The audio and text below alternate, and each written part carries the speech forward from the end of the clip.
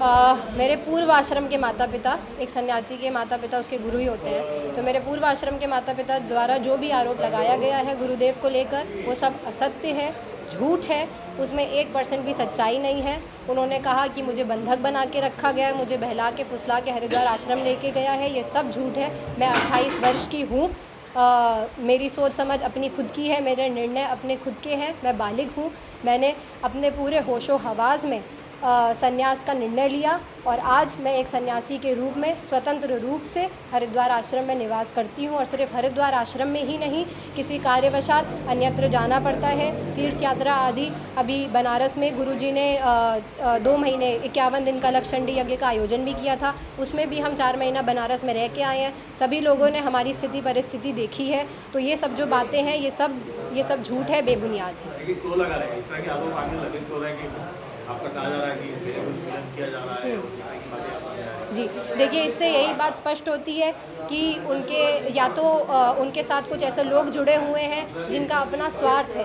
अपना स्वार्थ सिद्धि कैसे कि वो या तो उनको दिख रहा है कि इस मामले में हम बहुत सारा धन उनसे धन संपत्ति इकट्ठा कर सकते हैं, उनको ब्लैकमेल कर सकते हैं, उन पे एक दबाव बना सकते हैं। और वो एक ऐसे महापुरुष हैं, निष्पाप महापुरुष हैं। उन्होंने जो भी किया है हमेशा डंके की चोट पर सबके सामने आके किया है। तो ये जो भी उन पे लगाए जा रहे हैं ये सब एक षड्यंत्र के तहत एक साधु महात्मा को बदनाम करने के लिए, और ये हमारे सनातन धर्म के खिलाफ भी एक बहुत बड़ा षड्यंत्र चल रहा है जो साधु महात्माओं के ऊपर ऐसे आरोप लगते हैं। और मैं आपके माध्यम से यही अनुरोध करूंगी कि हमारी जो प्रेस है, जो मीडिया है, वो शक्ति है भारत की, और ये शक्ति यदि एक साथ जुट जाएगी तो इस प्रकार के जो साधु महात्मा पर गलत आक्षेप लगाए जाते हैं उनका सबका हम खंडन मिलकर कर सकेंगे। कौन है जो? देखिए, मेरे पूर्व आश्रम के माता पिता अर्चना अग्रवाल जी और नवीन अग्रवाल जी, जो कानपुर किदवई नगर के निवासी हैं, वो और उनके साथ कई ऐसे लोग जुड़े हैं। आपको जो मैंने कंप्लेंट दी है उसमें उन्होंने उनका नाम खुद मेंशन किया है, कानपुर के हैं।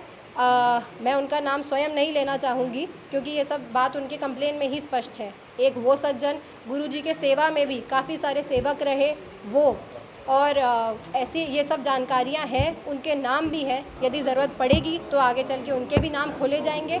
और यदि अभी वो अपनी हरकतों से बाज आते हैं, वो ये मानते हैं कि उन्होंने जो भी केस डाला है, जो भी बयान दिए हैं वो सब झूठे हैं, तो ये सब मामला यहीं शांत हो सकता है। और जब मैंने 2019 में उनको एफिडेविट दिया था कि मेरी संन्यास की स्थिति है, मैं संन्यास लूँगी, 2019 के बाद मैंने पूर्व आश्रम में ही रहकर 2020 के फरवरी में घर छोड़ा। जब घर में खूब कलेश हुआ, उन्होंने कहा ठीक है आप जाओ, जो करना है करो। वो स्वयं मुझे गुरुजी पास सौंप कर गए कि ये अब आपकी शिष्या है, आपको इन्हें जैसे रखना है रखिए। इसके साक्षी कानपुर के कई निवासी हैं। उसके बाद हम शुकताल में रहने लगे, उन्होंने आके मेरे साथ मारपीट की, उसकी कंप्लेंट यहाँ पे दर्ज है, उसकी फ़ोटो भी है, मैंने जैसे कि आपको दिखाया, उसकी मेडिकल रिपोर्ट भी है। और ये कंप्लेन भोपा थाने में दर्ज है, जिस केस को मैं दोबारा रीओपन भी कराऊंगी। इन्होंने मुझे मारने के साथ जान से मारने की भी धमकी दी थी, वो भी सब केस रीओपन होगा। हरिद्वार हाई कोर्ट में ये सब स्थिति परिस्थिति देखते हुए मैंने अपनी सुरक्षा के लिए ऑलरेडी अपील की हुई है। मुझे जान का खतरा गुरुदेव से नहीं है, आश्रम के किसी भी लोगों से नहीं है। मुझे जान का खतरा मेरे पूर्व आश्रम के माता पिता और उनके साथ जुड़े हुए कोई भी हैं उनसे है। यदि मुझे कुछ भी होता है तो उसके जिम्मेदार मेरे पूर्व आश्रम के माता पिता होंगे और उनके साथ जो भी जुड़े हैं वो होंगे, ना मेरे गुरुदेव, ना मेरे गुरु परिवार से जुड़ा हुआ कोई भी। जी, हाई कोर्ट के माध्यम से जब सुरक्षा का ऑर्डर दिया गया तो मेरे पास, जब हमारा हरिद्वार कुंभ मेला लगा था तब के दौरान लगभग 2 महीने के लिए मेरे पास एक गार्ड रहते थे साथ में। उसके बाद वो सुरक्षा ले ली गई। हमने एसएसपी जी को पुनः लेटर दिया, फॉलोअप किया, लेकिन वो सुरक्षा की व्यवस्था नहीं करी गई। अब आज हम फिर से जाके उनसे अपनी सुरक्षा की मांग करेंगे।